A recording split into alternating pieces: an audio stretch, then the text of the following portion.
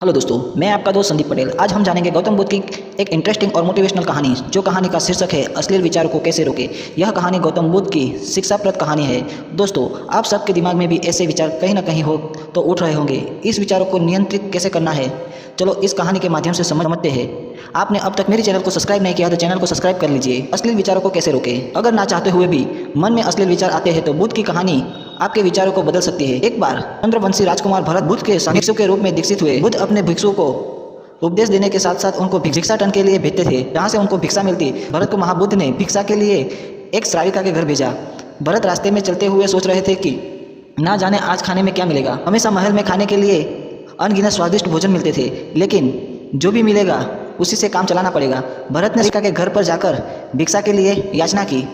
श्राविका ने भरत को बैठने के लिए कहा। श्राविका जब अंदर गई तो भरत पुनः अपने प्रिय भोजन के बारे में सोच रहे थे।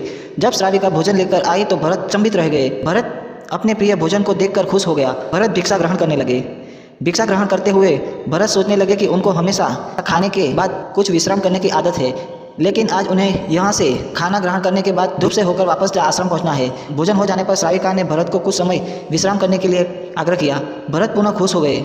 सारी इच्छाओं की पूर्ति होते देख भरत इसको एक संयोग मानकर कुछ देर तक लेट गए। लेटे हुए भरत सोचने लगे कि आज तो सोने को भी मिल गया, लेकिन मेरे सर पे हमेशा के लिए छत का छाया मिट गया है। जब भरत सोचकर पुनः उठे तो श्राविका ने कहा कि आपको जब तक यहाँ रहना है आप यहाँ रह सकते हैं। अब भरत समझ गए कि ये कोई संयोग नहीं है, श्राविका जरूर मेरा मन पढ़ रही है। भरत खड़े हुए। भरत ने श्राविका से पूछा, मुझे क्षमा कीजिए, पर क्या आप मेरा मन पढ़ सकती है? आप यह सब कैसे कर लेती है? श्राविका ने कहा, शुरू में मेरे लिए ये कठिन था, लेकिन मैंने खुद के विचारों को देखना शुरू किया। शुरू में मेरे विचारों की संख्या अनगिनत थी, पर मैंने अपना पूरा ध्यान उन विचारों पर केंद्रित किया। मैंने बिना पक्ष विपक्ष किए अपने विचारों को देखना जारी रखा। धीरे धीरे मेरे विचारों की संख्या कम होती गई। मेरे सारे व्यर्थ विचार दूर होते गए। तब से मैं दूसरों के विचार पढ़ लेती हूँ। यह सब सुनकर भरत घबरा गए। भरत श्राविका से आज्ञा ली और वहाँ से निकल पड़े। रास्ते में चलते हुए भरत अपने मन के विचारों का स्मरण करने लगे।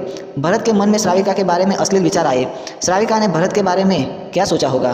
भरत को खुद पर शर्म आ रही थी। भरत आश्रम पहुँचे। भरत ने बुद्ध से कहा अब से वह भिक्षाटन के लिए नहीं जाएंगे। बुद्ध ने भरत को नीचे बैठाया और कहा, क्या हुआ? तुम मुझे अपनी व्यथा विस्तार से बताओ।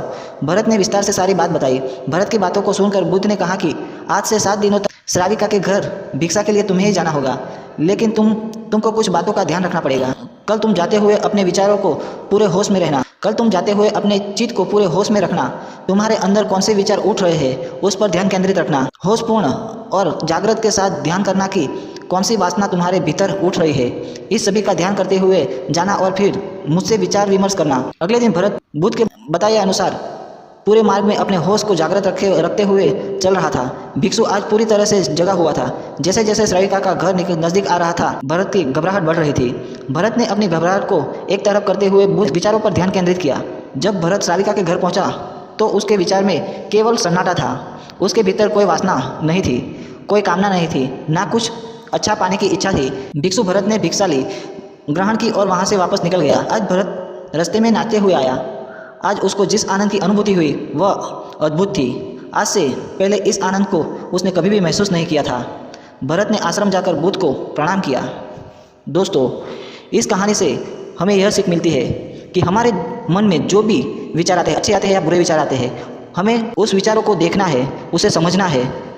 आप डेली ये प्रयत्न करोगे तो आपके विचार भी धीरे धीरे शांत होते जाएंगे। उम्मीद करता हूँ कि आपको ये कहानी पसंद आई होगी। मेरी ये कहानी पसंद आई हो तो चैनल को सब्सक्राइब करना ना भूलें। मैं आपका दोस्त संदीप पटेल आपके लिए ऐसी इंटरेस्टिंग और मोटिवेशनल स्टोरियाँ लेके आता रहूँगा। Thank you so much.